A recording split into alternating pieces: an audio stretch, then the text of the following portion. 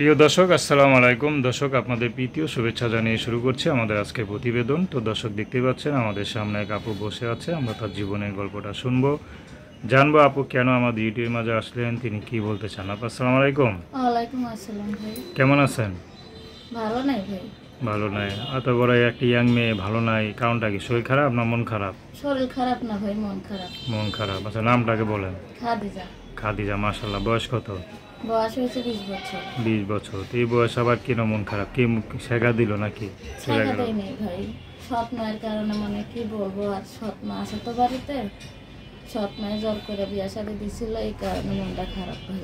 আচ্ছা, তো বিয়ে দিছে তো ভালো কথা, ঘর সংসার করবেন, আবার কি খারাপ তো কিছু ঘর করে নাই? সংসার তো করলামই ভাই, ঘর সংসার করলে কি হবে, জামাই যে নেশাখোর, নেশাখোর, এই জন্য মানে সেরকম খাওয়ান খরচ দেয় না, মারধর করে, ছেলে একটা আছে, খোঁজ খবর নেয় না, কি করবো ভাই।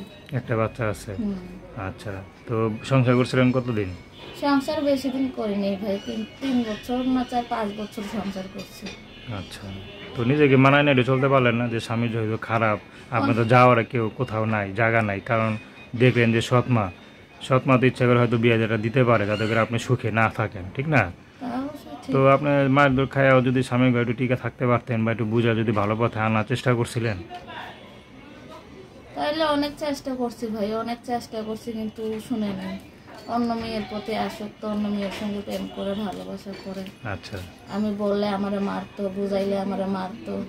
ছেলে একটা আছে, ছেলের কথা বললেও আমারে মারতো, বলতো যা ভালো তাই করে খা, আমি 1 পয়সাও দিতে পারবো না। এখন গায়ে পড়ছেন? এখন আমি ডিভোর্স করছি ভাই, ডিভোর্স করে ডিভোর্স হয়ে গেছে একবারে?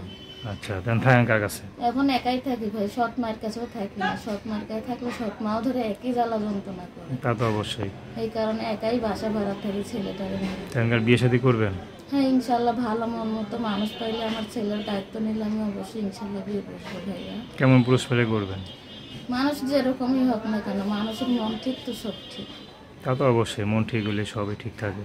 সত্যিকারের মন থেকে যদি আমার চায়, ইনশাল্লাহ আমিও সত্যিকারের মন থেকেই তারা চাবো। আপনার এই দুঃখের মাঝে যদি কেউ আসে সুখ নিয়ে, তো তাকে কি জীবনে কষ্ট দিবেন না তো?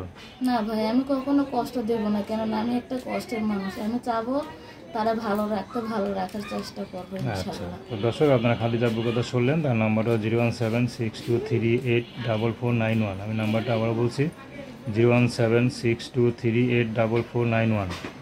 তো দর্শক, প্রেম ভালোবাসা, সাহায্য সহযোগিতা, বিয়ে শাদী করা একান্ত আপনাদের ব্যক্তিগত ব্যাপার। আসুন আমরা 5 ওয়াক্ত নামাজ পড়ি, সর্বদা দেশের সেবা করি। আসসালামু আলাইকুম।